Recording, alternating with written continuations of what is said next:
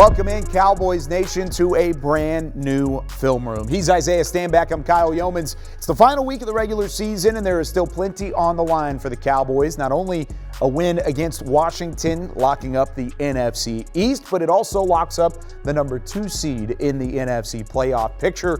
Cowboys got to get the job done against the team that they took care of business against earlier in the campaign. Let's talk about what happened the first time around. What went right for the Dallas Cowboys? Yeah, well, right off the bat, Coach McCarthy did a great job offensively of scheming up guys to get open, including somebody by the name of Brandon Cooks. Yes, Brandon Cooks made an appearance in this game. Let's go ahead and take it to the film real quick and show you exactly what took place. Now, right off the bat, you guys have to notice that there's how many safeties back here? 1 safety. That's not what they do. Yeah. And when they are in single safety, they're usually running either a cover 3, and sometimes they'll throw in a cover 1, but majority of the times it's cover 3. So Coach McCarthy knows that. So what does Coach McCarthy do? He says, I'm going to take you, old Ferguson. I'm going to go ahead and squiggle you across the formation. When that happens, somebody has to follow you across. Now we know that you're what? In man. Now we have declared exactly what coverage you're in. And now if you're in man, what am I going to do? I'm going to take my guy and I'm going to say, hey, Brandon Cooks, go out here and run what we call a smash route. Okay, this is typically what happens when you have your quarterback coming out in a sprint out. That's typically the concept, right? So what is the safety going to have a tendency to do? He's going to want to try to go over the top. But no. This is not the smash route. This is called a shake route. So now I'm faking it like I'm going there, and I'm taking it across the face all the way to this open space in the corner of your screen. Let's go ahead and play it through. All right, boom, it goes to play action. Dak's coming out. Now what is taking place? Pause it right now. Boom, right there. That's exactly where I want you at, okay? Now we're selling this corner route, okay? And again, the safety's gonna have a tendency to try to bite on this. But when he bites on that, because there's no backside safety, what is Brandon Cooks gonna do now? Brandon Cooks is now gonna go boop and take it straight over here. Dak has all the time in the world. Boom, sitting right back here. He gets to put his foot in the ground, and now he gets to throw a nice ball over the top to good old Brandon Cooks for a big play over the top. And all day long, you're able to do that because these guys don't typically run cover 3 defense or cover 1. They like cover 4. They like those 2 high shells.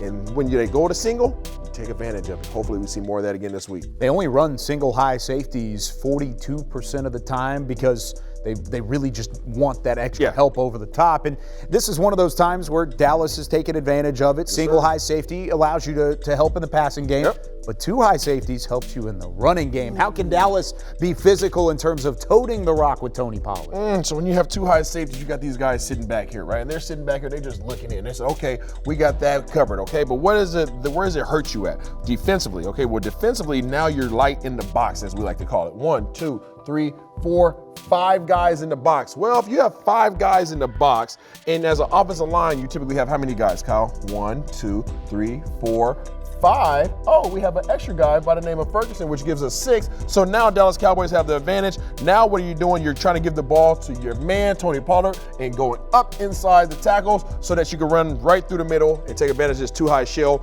in the red zone. Boom, here it is. Pause it right there. You have a run through, okay? This guy has an opportunity to come out here and get a shot on Tony Pollard, but he says, let's get physical. Okay, Tony Pollard was able to get up in there, and right now you guys see the power that he has. He's touched right here at the 6-yard line. He says, no, thank you. I'm gonna go out off of you. I'm gonna run through you, and I'm also gonna run through you as well. You see Tyler Smith finishing his block all the way in the end zone.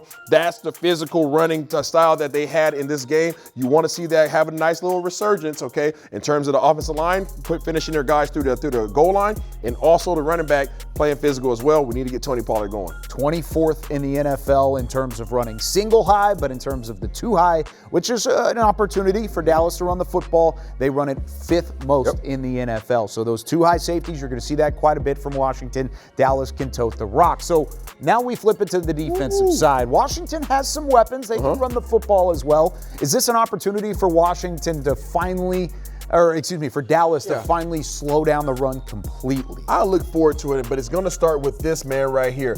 Mr. Jonathan Hankins. He's back in the fold this week, or he should be. I'm looking forward to seeing Big Hankins in the fold. Anything. I don't want to jinx it either, Kyle, but I do want to see him out there. We got Big Micah out here in this wide 9 technique, okay? You got Big Mozzie trying to find a way in here, but ultimately what ends up happening here is they run a nice little stunt. You're going to see Armstrong come across, okay? And then you're going to see Big Hankins, so you're going to do a little shaky, a little takey, and he's going to come around here. You guys are going to see it on a nice stunt, but it's because of what's taking place inside. Boom, straight up. He gets vertical right off the bat. Now, what is does that allow his teammate to do? Well, now Armstrong is just simply just waiting, and now he's going to come underneath. All right, the guy that's responsible for him is now consumed. Okay, this offensive lineman over here at the center position, he's tied up with Mozzie. The eyes are out here trying to make sure that Mike is good. He's trying to make sure that Mike is good. They don't want Micah to beat you up. So now you're able to separate literally the line of scrimmage, the offensive line in half and run a stunt on the backside. See it play out? Boom, here it goes to up. All right, Armstrong comes under, and now all of a sudden you got Big Hankins coming around. Boom, he's able to come up here and able to have a nice little ice cream sandwich in the backfield. 3 guys still couldn't stop this dude, Micah Parsons. You like to see that party come in the backfield to help him out with his Defensive Player of the Year committee that he's trying to go for. Cowboys still lead the NFL in pressure rate. They can hopefully have that sort of mentality, not only when stopping the run, but when rushing the passer against Sam Howell, who has been sacked 61 times this year. That's most in the NFL. So there's a couple ways how the Cowboys can have some success come Sunday afternoon, 3:25 kickoff. The Cowboys and the Commanders. Cowboys win. They win the division in the NFC East and take the 2 seed in the NFC. Isaiah Stanback, myself, we will both be on Cowboys pregame live getting started at 2 p.m. Central on DallasCowboys.com. We'll see you next time for some more film room and playoff time for the Dallas Cowboys.